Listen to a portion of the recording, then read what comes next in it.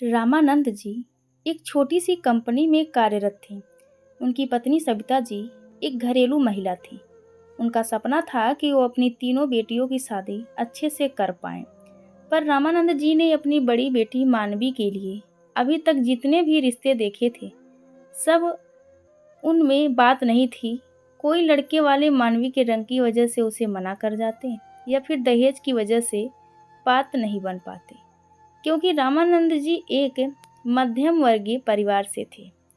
आज के समय एक लड़के की शादी करने में बहुत मुश्किलें आती हैं और सबसे बड़ी मुश्किल होती है लड़के वालों की मांग पूरी करना, मतलब दहेज देना। रामानंद जी शुरू से ही ईमानदार और मेहनती इंसान रहे। शुरू से ही अपनी तीनों बेटियों की शादी के लिए थोड़ी थोड़ी जमा पूंजी करके पैसे जमा किए, पर आज उन पैसों से वो लड़के वालों की मांग पूरी नहीं कर पा रहे थे, क्योंकि दहेज के लालची लोगों ने जितना दहेज मांगा था वो बहुत ज़्यादा था। आज भी एक लड़के वाले मानवी को देखने आने वाले थे। ये रिश्ता मानवी की चाची ने बताया था। घर के सभी लोग मेहमानों की खातिरदारी की व्यवस्था में लगे हुए थे। तभी घर की डोरबेल बजी। लगता है लड़के वाले आ गए हैं, कहते हुए रामानंद जी ने जाकर दरवाज़ा खोला तो सामने लड़के वाले खड़े थे। हाथ जोड़ते हुए रामानंद जी ने उन्हें अंदर आने के लिए कहा। सब लोग उनके स्वागत की तैयारी में जुट गए। थोड़ी देर बाद सविता जी अपनी बड़ी बेटी मानवी को लेकर नीचे आ गईं, तो रामानंद जी बोले, ए लीजिए साहब, आ गई हमारी बिटिया मन्नू। वैसे तो इसका नाम मानवी है, पर प्यार से हम उसको मन्नू बुलाते हैं। तो लड़के की माँ और भाभी मानवी से सवाल करने लगी, उसकी पढ़ाई और खाना वगैरह के बारे में पूछने लगी। तभी लड़के के पिता महेश जी ने अपने बेटे मोहित से कहा, बेटा मोहित, तुम देख लो, अगर तुम्हें मानवी पसंद है तो बात आगे बढ़ाते हैं। तो मोहित ने एक नज़र मानवी की तरफ देखा और हाँ में सिर हिला दिया। तभी महेश जी बोले, भाई साहब, हमें तो आपकी बेटी पसंद है। अगर आप एक बार मानवी से पूछ लेते तो अच्छा होता। फिर रामानंद जी सविता जी से इशारे में पूछते हैं, तो सविता जी मानवी से पूछकर उन्हें हाँ बोल दिया, जिसे सुनकर लड़के के पिता महेश जी बहुत ही ज़्यादा खुश हो गए। तभी लड़के की भाभी अपनी सास कावेरी जी के कान में कहने लगी, माँ, यह तो सांवली है, पापा ऐसे हाँ कैसे बोल सकते हैं, आप कुछ करिए तो।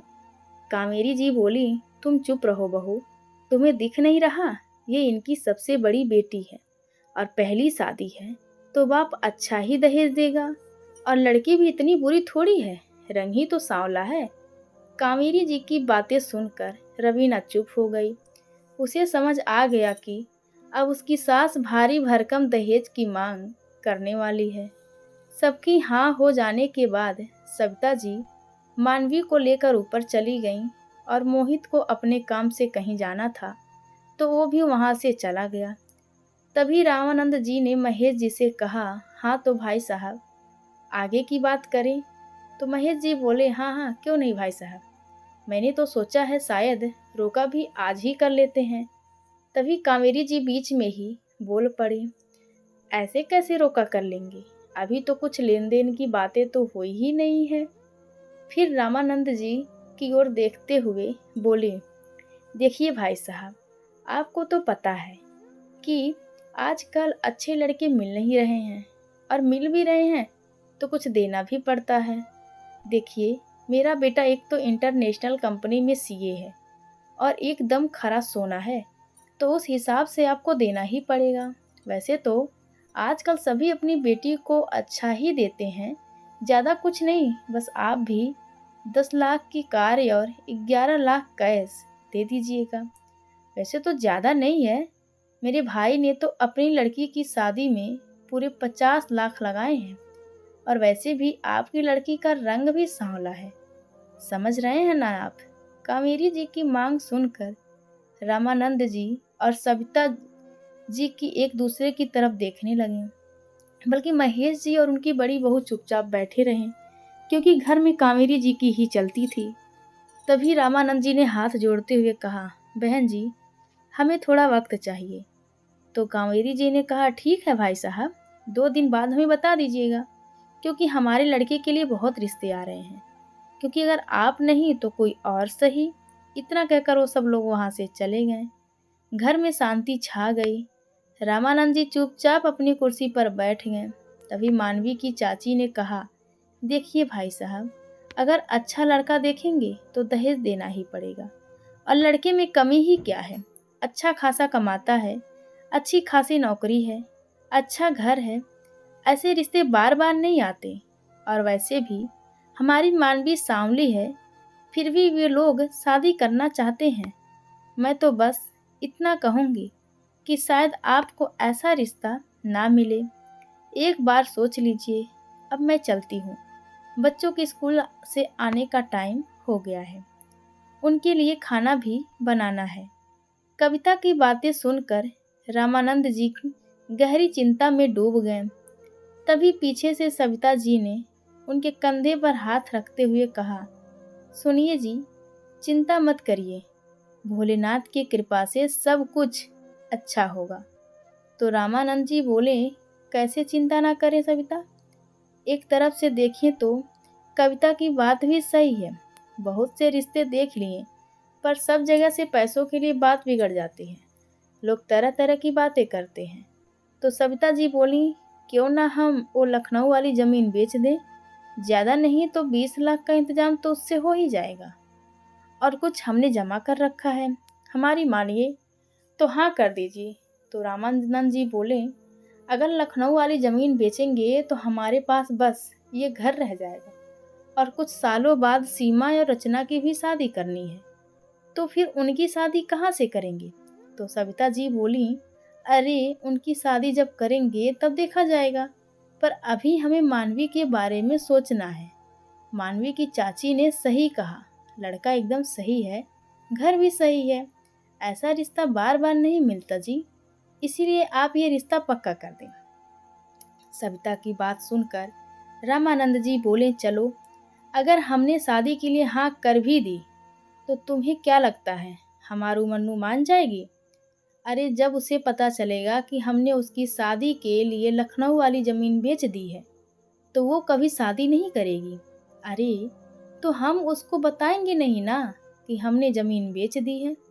सविता जी ने कहा तो रामानंद जी बोले, चलो, अगर तुम अभी नहीं बताती हो और उसकी शादी भी कर देती हो और उसे बाद में पता चला, तो फिर वो कभी खुश नहीं रह पाएगी।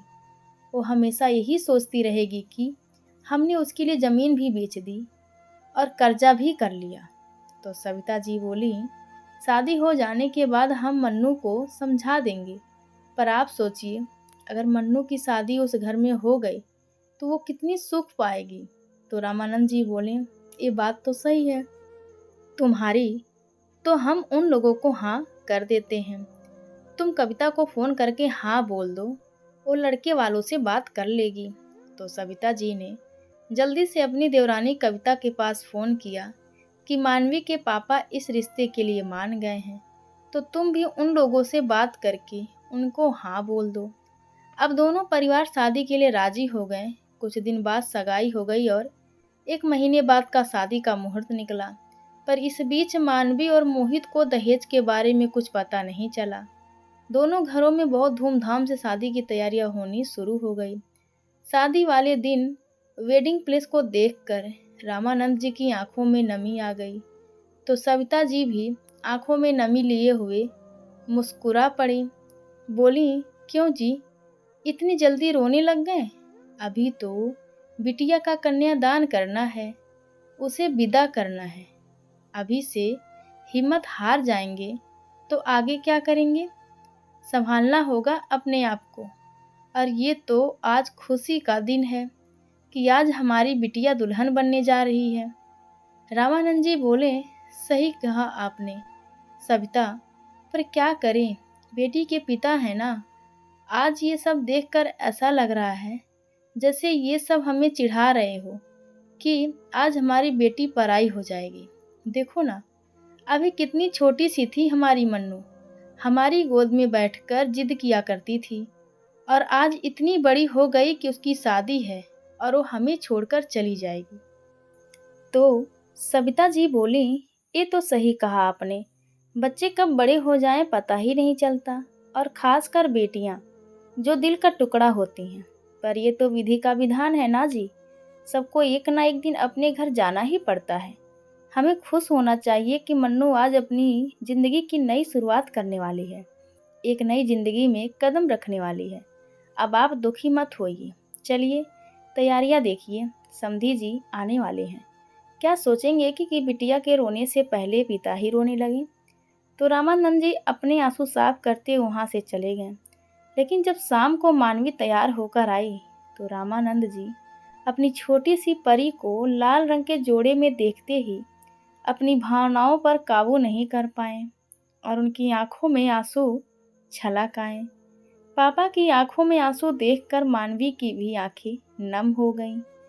पापा बेटी को ऐसे दुखी होते देखकर सविता जी के भी आंखें नम हो गई और बोली, क्या जी, आपने हमारी बिटिया को भी रुला दिया। मन्नू रोते नहीं बेटा, अभी शादी है ना, देखो सारा मेकअप खराब हो जाएगा। चलो चुप हो जाओ, और एक आप भी ना, अब चुप हो जाइए। रामानंद जी अपने आप को रोक नहीं पाए और वहाँ से बाहर चले गए, क्योंकि बारात आने का भी समय हो गया था। थोड़ी देर में बारात भी आ गई और खूब धूमधाम से वेडिंग प्लेस तक पहुंच गई। सब लोगों ने बारात का खूब आदर सम्मान किया। तभी लड़के की माँ कावेरी जी रामानंद जी के पास आई और बोली, भाई साहब, आपको याद है ना हमने क्या कहा था कि पहले पैसे हमारे पास आ जाएंगे, फिर ही शादी की रस्में शुरू होगी। तो रामानंद जी बोले, जी बहन जी, हमें याद है। सविता जी जाइए और अलमारी से पैसे निकाल लाइए। जी हम अभी लेकर आए। सविता जी अपने रूम में जाकर अलमारी खोलने लगी, लेकिन जैसे ही उसने अपनी अलमारी खोली तो हैरान रह गई, क्योंकि उसमें से पैसे गायब थे। हे भोलेनाथ, हमने तो वो पैसे यहीं रखे थे, कहाँ गए पैसे। अब क्या होगा, हम क्या जवाब देंगे इनके पिता को। अगर पैसे नहीं मिले तो मन्नू की शादी भी नहीं होगी। पर नहीं, ये नहीं हो सकता, हमें कुछ करना पड़ेगा। ऐसा करते हैं, पहले मानवी के पापा को अकेले में बुलाकर सब कुछ बता देती हूँ। क्या पता पैसे उन्होंने कहीं निकाल कर रख दिए हो। परेशान होकर सविता जी रूम से बाहर आ ही रही थी कि तभी रामानंद जी वहाँ आ गए और कहने लगे, सविता, तुम्हें कितनी देर हो गई, तुम अभी तक पैसे क्यों नहीं लेकर आई। वहाँ समधी जी और समधन जी क्या सोच रहे होंगे। हमने उन्हें तुम्हें पैसे लेने के लिए भेजा था, पैसे कहाँ है। पता है ना, टाइम नहीं है, वरमाला का समय हो रहा है। तो सविता जी दुखी स्वर में बोली, ए जी, वो पैसे नहीं मिल रहे, पता नहीं कहाँ गए। हमने पूरी अलमारी छान मारी, लेकिन पैसे कहीं भी नहीं मिले। सविता जी की बात सुनकर रामानंद जी परेशान भाव से बोले, क्या पैसे नहीं मिले? मैंने तो आपको ही रखने के लिए दिए थे, फिर कहाँ गए, अलमारी में होंगे। चलो हम फिर से चेक करते हैं। सविता जी और रामानंद जी दोनों मिलकर पैसे ढूंढने लगे, पर उन्हें पैसे नहीं मिले, जिसके कारण रामानंद जी और सविता जी बहुत परेशान हो गए। हे महादेव, अब क्या होगा, पैसे कहाँ गए। अब तो हमारे पास पैसे भी नहीं हैं। अब हम समधन जी को क्या जवाब देंगे। उन्होंने तो कहा था पैसे आने के बाद ही वो शादी की रस्म पूरी करने देंगी। अगर पैसे नहीं मिले तो मतलब हमारी बेटी की शादी नहीं। नहीं, ये नहीं हो सकता। हमें समधन जी से बात करनी पड़ेगी। थोड़ी देर बाद रामानंद जी और सविता जी लड़के की माँ कावेरी जी के पास गए और उन्हें पूरी सच्चाई बताते हुए कहा, समधन जी, आप यह शादी हो जाने दीजिए, हमारी हाथ जोड़कर विनती है, हम आपके पैसे बाद में दे देंगे। तो कावेरी जी बोली, वाह क्या बात है समधी जी, क्या बहाना बनाया है आपने। हमने पहले ही साफ शब्दों में कह दिया था कि हमें पैसे शादी से पहले चाहिए। ये सब आपके बहाने हैं, हमें सब पता है, आपने पैसों का इंतजाम किया ही नहीं।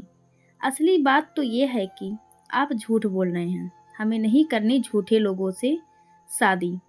तो रामानंद जी हाथ जोड़ते हुए बोले, नहीं नहीं समधन जी, आप हमारे साथ ऐसा मत करिए। हमारा नहीं तो हमारी बेटी का सोचिए, उसका क्या होगा। हम कहीं से भी आपके पैसों का इंतजाम कर देंगे। और हम झूठ नहीं कह रहे हैं, हमने आपके पैसों का इंतजाम किया था, पर पता नहीं पैसे कहाँ गए। इसके लिए हमने अपनी लखनऊ वाली ज़मीन भी बेच दी और कुछ पैसे उधार भी दिए थे, पर पता नहीं वह कहाँ गए।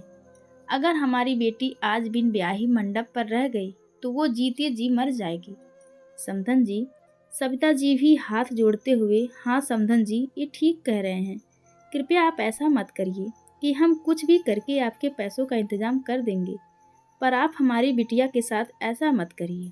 तभी कावेरी जी गुस्से में बोली, इंतजाम कर देंगे का क्या मतलब हुआ। हमने ये बात पहले ही कह दी थी कि हमें पैसे शादी वाले दिन ही चाहिए। अगर आपको अपनी बेटी की इतनी फिक्र होती तो पैसों का इंतजाम करके रखते ना, कि ये बहाने बना रहे होते। अपने पास रखिए अपनी बेटी को। चलिए जी, हम चलते हैं। कावेरी जी ने अपने पति महेश जी की तरफ देखते हुए कहा तो रामानंद जी ने आंखों में पानी लिए अपने सर की पगड़ी उतारी और महेश जी के पैरों में रखते हुए बोले, समधी जी, आप ऐसा मत कीजिए, प्लीज आप ही समझाइए समधन जी को। तो महेश जी बोले, कावेरी, जब ये कह रहे हैं कि पैसों का इंतजाम बाद में कर देंगे तो शादी हो जाने दो ना। उन्होंने इतना तो दे ही दिया है ना। तो कावेरी की जी बोली, हाँ ठीक है, हम आपकी बेटी को हमारे घर की बहू बनने के लिए तैयार है, लेकिन एक शर्त पर। अगर आप ये शर्त पूरी कर देते हैं तो हमें कोई आपत्ति नहीं है इस शादी से। तो रामानंद जी खड़े होकर बोले, हाँ ठीक है समधन जी, आप जो कहेंगी हमें मंजूर है, बस ये शादी हो जाने दो। तो कावेरी जी बोली, हाँ ठीक है, फिर हमारी शर्त यह है कि आप जिस घर में रहते हैं उस घर के कागज़ हमें दे दीजिए। हम ये नहीं कह रहे हैं कि आप ये घर हमें दे दें, बस हम यह कह रहे हैं कि जब तक आप हमें पैसे नहीं देते तब तक वह मकान के कागज़ हमारे पास रहेंगे। जब आप हमें हमारी रकम दे देंगे तो आप कागज़ ले जा सकते हैं। कावेरी जी की बात सुनकर सविता जी और रामानंद जी की आंखों में आंसू आ गए, पर उनके पास और कोई चारा भी नहीं था, क्योंकि उनकी बिटिया दुल्हन बनकर कमरे में बैठी थी और बारात बाहर आकर खड़ी थी। इसीलिए रामानंद जी बोले, हाँ ठीक है समधन जी, हम आपको अपने मकान के कागज़ दे देंगे।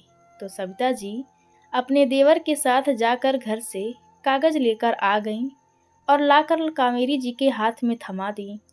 तो कावेरी जी खुश होते हुए बोली, अब चलिए देर मत कीजिए, वरमाला का समय हो गया है। उधर मानवी की छोटी बहन रचना ने उनकी ये सारी बातें सुन ली थी और उसने जाकर अपनी बहन मानवी को बता दी, जिसे सुनते ही मानवी कमरे में घुसकर जोर जोर से रोने लगी और जोर जोर से चिल्लाने लगी कि क्यों पापा, क्यों आपने हमसे इतना बड़ा सच छुपाया, इतना कुछ अकेले ही सहते रहे। आपने क्या सोचा, ये शादी करके हम खुश हो जाएंगे? नहीं पापा, बिल्कुल नहीं। तभी उसकी छोटी बहन रचना बोली, लेकिन दीदी, बाहर मम्मी लोग सब आपका इंतजार कर रहे हैं, अब हम क्या करेंगे? तो मानवी ने खड़ी होकर अपने आंसू पोंछे और बोली, मुझे नहीं करनी ये शादी, जिस शादी की वजह से हमारे पापा ने अपना सब कुछ दांव पर लगा दिया, नहीं करनी हमें ऐसी शादी। दोनों बहनें यह बातें कर ही रही थी कि तभी दरवाजे खटखटाने की आवाज़ आई। तो मानवी और रचना ने जल्दी से अपने आंसू पोंछे और दरवाज़ा खोला। तो सामने सविता जी थी। अरे बिटिया, चलो जल्दी, मोहित वहाँ पर स्टेज पर आप सबका इंतज़ार कर रहा है। तो सविता ने अपनी माँ को कुछ कहना ठीक नहीं समझा। वो चुपचाप स्टेज पर आ गई और वरमाला की रस्म शुरू हो गई। पहले मोहित ने मानवी को माला पहनाया, लेकिन मानवी चुपचाप खड़ी रही। वह अपने ही ख्यालों में खोई हुई थी। तो सविता जी ने पास आकर कहा, मन्नू बेटा, क्या हुआ, माला डालो, मोहित कब से तुम्हारा इंतजार कर रहा है। तभी मानवी ने माला डालने के लिए अपने हाथ आगे बढ़ाए, लेकिन बीच में ही रुक गई और स्टेज से नीचे उतरकर अपने पापा के सामने जाकर खड़ी हो गई। तो सब उसको देखकर हैरान हो गए। तभी रामानंद जी बोले, मन्नू बेटा, क्या हुआ? हमें पता है तुम्हें बुरा लग रहा है, पर पहले जाओ रस्म पूरी करो। तभी मानवी अपनी आंखों में आंसू लिए हुए बोली, नहीं पापा, हम ये शादी नहीं कर सकते। मानवी की बात सुनकर सब सदमे में आ गए। सविता जी फटाफट से स्टेज से नीचे उतरी और मानवी का हाथ पकड़कर उसे अपनी तरफ घुमाते हुए बोली, शादी नहीं करनी मतलब? ये तुम क्या बोल रही हो? बेटा चलो रस्म पूरी करो। तभी कावेरी जी की आवाज़ आई, ये क्या ड्रामा लगा रखा है? शादी नहीं करनी? अगर शादी नहीं करनी थी तो हाँ ही क्यों की? पहले ही मना कर देती। इस तरह हमारी बदनामी तो नहीं करती। मोहित, जो कब से मानवी की हरकतों को चुपचाप देख रहा था, अब उसका सब्र टूट गया। वो गुस्से से स्टेज से नीचे उतरा और मानवी से बोला, ये क्या तमाशा लगा रखा है आपने? अगर आपको शादी नहीं करनी थी तो बता देती। ये ड्रामा करने की क्या ज़रूरत थी? मानवी, जो कब से मोहित की बातें सुन रही थी, उसने मोहित से कहा, हमें नहीं पता था मोहित कि आपके माँ बाप आपको बेचने के लिए आए हैं, ना कि शादी करने के लिए। मानवी की बातें सुनकर मोहित ने गुस्से में कहा, बस मानवी, बहुत हो गया।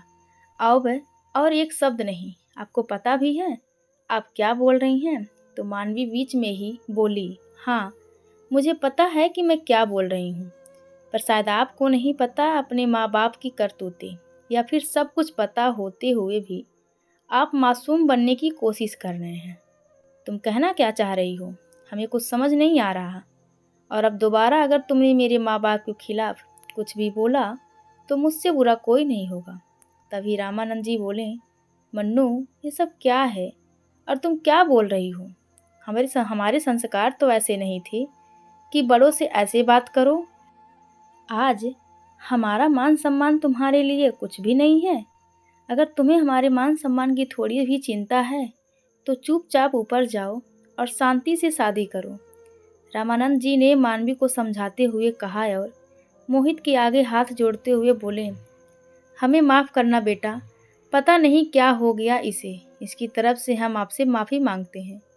फिर कावेरी जी की तरफ हाथ जोड़ते हुए बोले, माफ़ कीजिएगा समधन जी। तभी कावेरी जी बोली, अब आप चाहे माफ़ी मांगे या पैर पड़े, पर अब हम ये शादी नहीं करेंगे। लड़की शादी से पहले ही ऐसी है तो बाद में क्या करेगी? वो तो अच्छा है कि आज हमें इसकी असलियत पता चल गई, नहीं तो पता नहीं हमारे बेटे का क्या होता। इतनी बेशर्म और बेहुदा लड़की है आपकी बेटी। एक तो सांवली, ऊपर से इतने नखरे। अरे शुक्र मनाओ तुम्हारी शादी हमारे बेटे से हो रही है, नहीं तो तुम जैसी काली कलूटी को तो कोई अपनाए भी ना। तभी मानवी ने चिल्लाते हुए कहा, क्या कहा आंटी जी आपने कि बेशर्म और बेहुदा लड़की हैं? हम तो आप जैसे लालची लोगों को क्या कहेंगे? लोग, और क्या कहा आपने? हम सांवले हैं तो हमसे कोई शादी नहीं करेगा। आप हम पर एहसान कर रही हैं शादी करके? तो बात कान खोलकर सुन लीजिए, नहीं करनी हमें ये शादी जिसकी वजह से मेरे पापा को अपना मान सम्मान खोना पड़े। हमारा रंग भले ही सांवला है पर आपकी तरह काले दिल के नहीं हैं हम। अरे शर्म आनी चाहिए आपको, एक बाप की मजबूरी का खूब फायदा उठाया आपने। अरे खुद औरत होते हुए दूसरे की बेटी के बारे में नहीं सोचा। मानवी की बातें सुनकर कावेरी जी एकदम से चुप हो गईं। तभी मोहित कावेरी जी के पास आया और बोला, माँ, आप चुप कैसे हैं? कुछ बोलती क्यों नहीं? ये क्या बोल रही है मानवी? अरे यह क्या बताएंगी आपको? मैं आपको बताती हूँ कि आपकी माँ मुझ पर तरस खाकर मेरी शादी आपसे करा रही थी। कितने बड़े दिल की है ना आपकी माँ। पर यह सब तो बस एक ड्रामा था। अरे यह तो किसी भी गरीब की बेटी से शादी नहीं करना चाहती थी, बल्कि उसकी मजबूरी का फ़ायदा उठाकर उससे अच्छी खासी रकम हासिल करना चाहती थी। दहेज मांगा था आपकी माँ ने, जिसकी वजह से मेरे पिता ने अपनी प्रॉपर्टी भी बेच दी। मानवी की बातें सुनकर सबके चेहरे के भाव बदल गए थे। शादी में आए लोग आपस में बातें करने लगे और कहने लगे, अरे दहेज मांगा तो कौन सी गलती कर दी? आजकल तो सभी देते हैं, खाली तुमसे ही थोड़ी, इकलौता मांगा था। अरे अगर दे ही नहीं सकते थे और औकात ही नहीं थी तो इतने बड़े घर में रिश्ता देखा ही क्यों?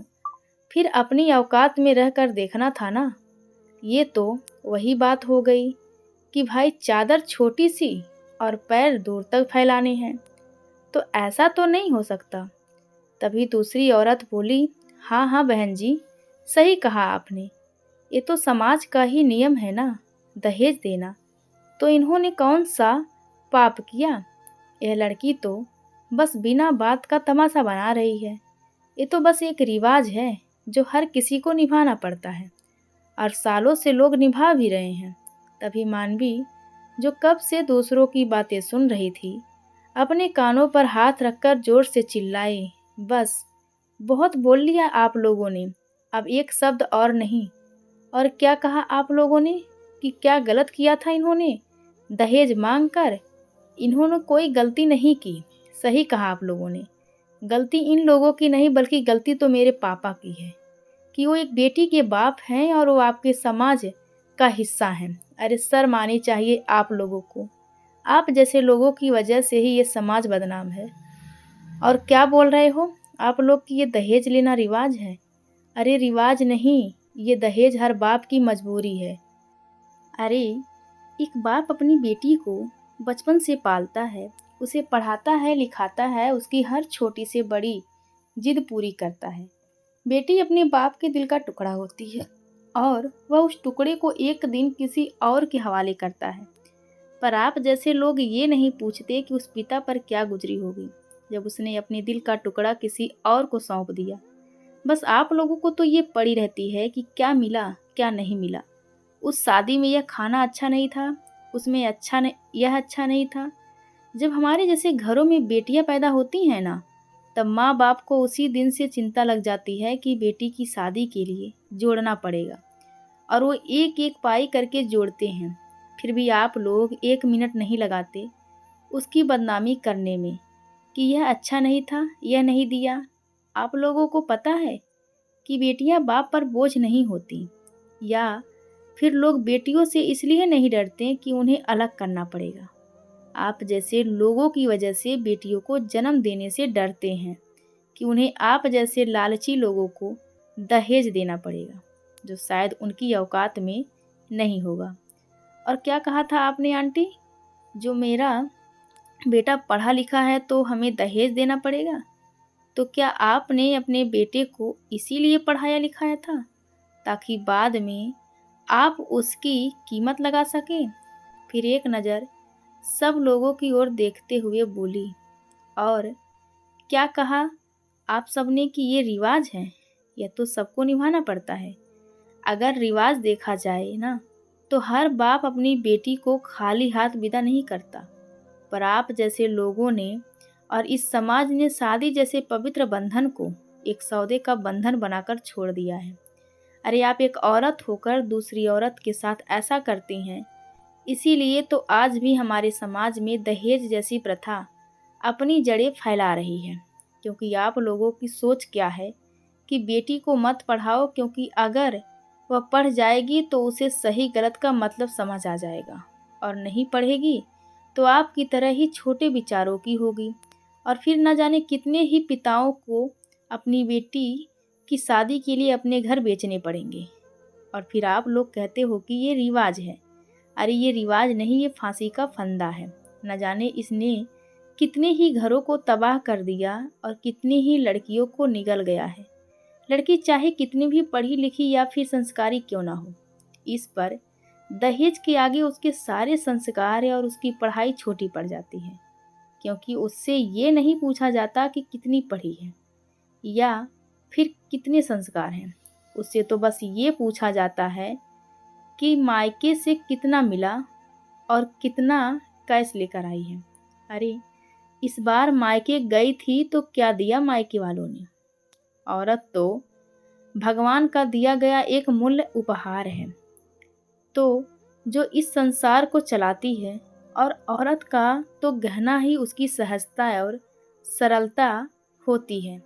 जो एक घर को बांधे रखती है, फिर भी उसका दाम लगाया जाता है। अरे बेटी तो दो घरों को जोड़ती हैं, जिस घर में जन्म लेती हैं, हंसते खेलते जहाँ उसका बचपन बीतता है, उसे छोड़कर एक अनजान जगह जाती हैं, अनजान लोगों के बीच, फिर उस घर को संभालती हैं, परिवार का वंश आगे बढ़ाती हैं। और आप लोगों को पता है, अगर हमारे घर में एक निर्जीव चीज से भी लगाव हो जाए तो उसे निकाल पाना बहुत ज़्यादा ही मुश्किल होता है।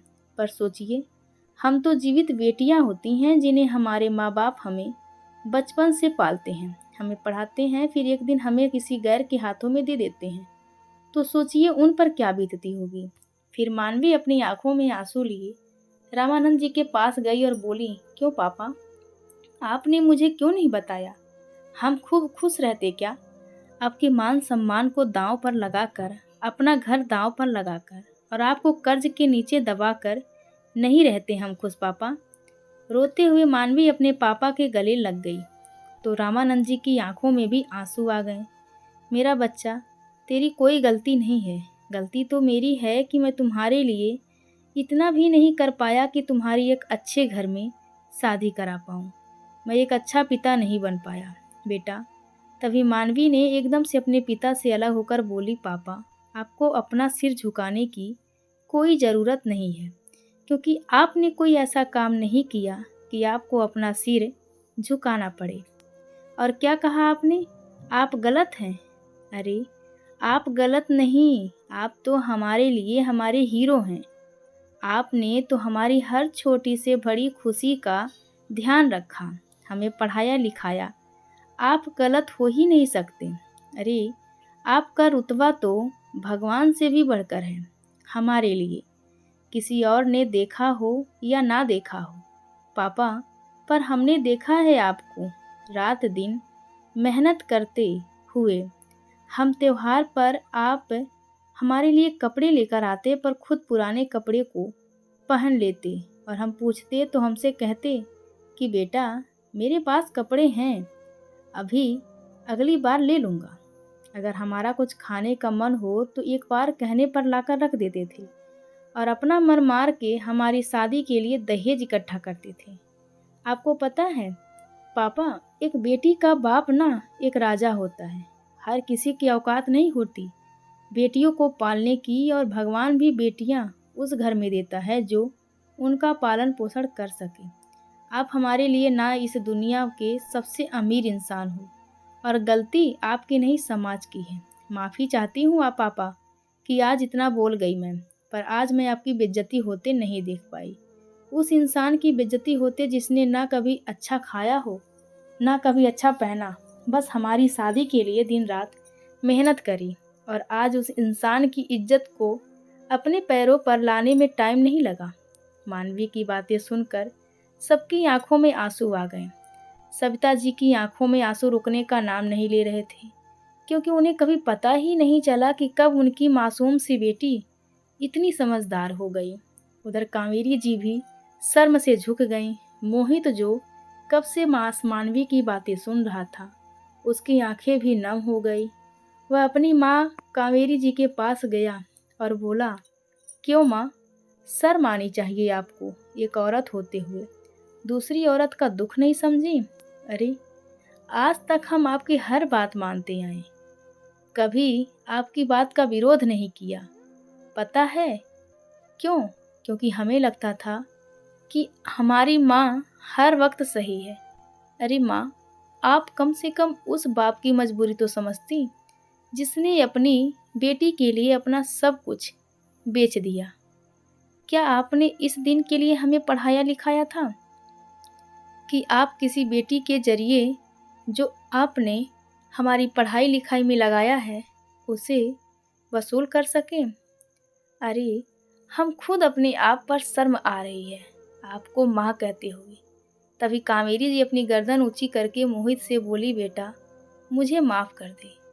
आज मुझे खुद पछतावा हो रहा हो कि मैं सही गलत की पहचान नहीं कर पाई, ये सोच ही नहीं पाई कि वो किसी की बेटी है, उस पर क्या बीत रही होगी। माफ़ कर दे बेटा मुझे।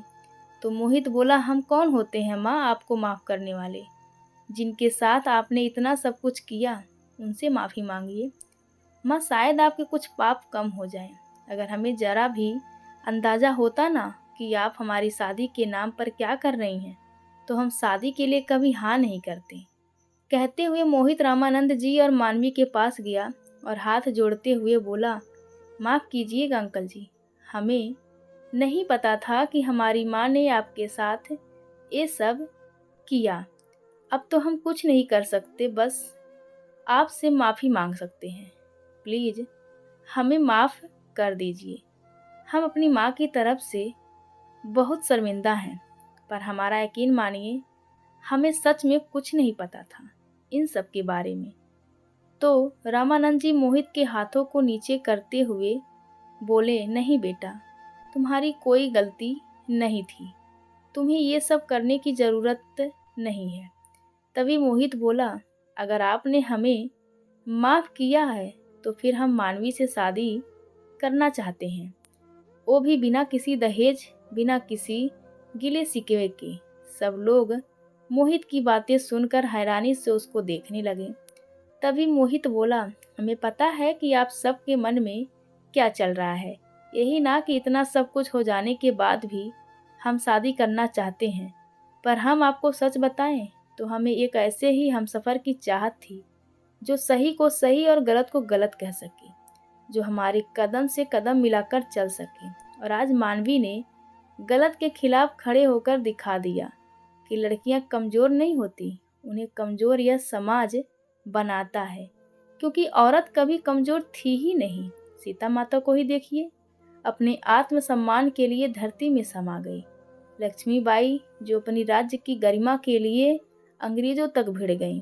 अरे मानवी ने यह सब करके दिखा दिया कि औरतें आज भी कमज़ोर नहीं हैं, पर इस समाज की वजह से उन्हें हर बार अपने आप को साबित करना पड़ता है। मानवी ने अपने परिवार के लिए और अपने लिए खड़े होकर कोई गलत काम नहीं किया। हमें तो गर्व होगा ऐसी लड़की को अपनी पत्नी कहते हुए। मोहित की बातें सुनकर मानवी का दिमाग बिल्कुल रुक गया। उसे कुछ समझ नहीं आ रहा था, क्योंकि उसको तो लग रहा था कि इतना सब कुछ हो जाने के बाद शायद ही उसे कोई अपनाए, क्योंकि हमारा समाज ही कुछ ऐसा है जिसने हमारी मानसिकता को एक सीमा तक बांध दिया है कि हम ये करेंगे तो वो क्या कहेंगे। बस यहाँ तक कि हमारी सोच सीमित रह गई है। मानवी एक नज़र मोहित को देखते हुए अपना सिर ऊपर उठाकर एक नज़र रामानंद जी की तरफ देखा, तो रामानंद जी ने अपना सर हाँ में हिला दिया। तो मानवी ने भी खुश होकर मोहित को हाँ बोल दिया और हाथ जोड़ते हुए कहने लगी, मुझे भी माफ़ कर दीजिए, मैंने आपके परिवार के बारे में इतना कुछ बोल दिया, पर हम भी क्या करते, अपने पापा की बेइज्जती नहीं देख सकते थे ना। तो मोहित बोला, मानवी आपने कुछ भी गलत नहीं कहा, सिर्फ आपने गलत को गलत और सही को सही कहा है। जो अब तक कावेरी जी शर्मिंदगी से अपना सिर नीचे झुकाए खड़ी थी, वो मानवी के पास आकर बोली, किस मुंह से तुमसे माफ़ी मांगू बेटा। मुझे समझ नहीं आ रहा कितना गलत किया मैंने तुम्हारे साथ, पर फिर भी तुमने हमारे बारे में सोचा। शर्म आती है हमें अपने आप पर, अपनी सोच पर। हम तुम्हारी माफ़ी के काबिल नहीं हैं बेटा। कहते हुए कावेरी जी रोने लगी। तो मानवी ने कहा, नहीं माँ जी, आप हमसे माफ़ी मत मांगिए, बड़ी हैं आप हमसे। अगर बच्चों से गलती होती है तो बड़े उन्हें माफ़ करते हैं ना, तो फिर हम बच्चों का भी फर्ज बनता है कि अगर हमारे बड़ों से गलती हो जाए तो उन्हें समझाने का आप माफ़ी मत मांगिए। हम चाहते हैं कि हम अपनी ज़िंदगी की नई शुरुआत सबके साथ करें। हम सबके दिल से गिले शिकवे दूर रह करना चाहते हैं। तो क्या आप हमें माफ़ करेंगी माँ जी? मानवी की बातें सुनकर कावेरी जी ने उसे अपने गले लगा लिया और बोली, हम तो धन्य हो गए बेटा तुम्हारी जैसी बहू पाकर। आज से तुम हमारी बहू नहीं बेटी हो। तभी पीछे से महेश जी की आवाज़ आई, अरे बहू या बेटी तो तब बनाओगी जब शादी होने दोगी? अभी शादी का मुहूर्त निकला जा रहा है और आप इसे छोड़ ही नहीं रही हो। तो लोग खिलखिलाकर हंसने लगे। इधर रामानंद जी और सविता जी भी खुशी से फूले नहीं समा रहे थे। आज उन्हें अपनी बेटी पर बहुत ही ज़्यादा गर्व महसूस हो रहा था। उन्होंने खुशी-खुशी अपनी बेटी की शादी करके उसे विदा किया। तो दोस्तों, यह कहानी आप सभी को कैसी लगी? कृपया कमेंट करके ज़रूर बताएं। धन्यवाद आप सबका।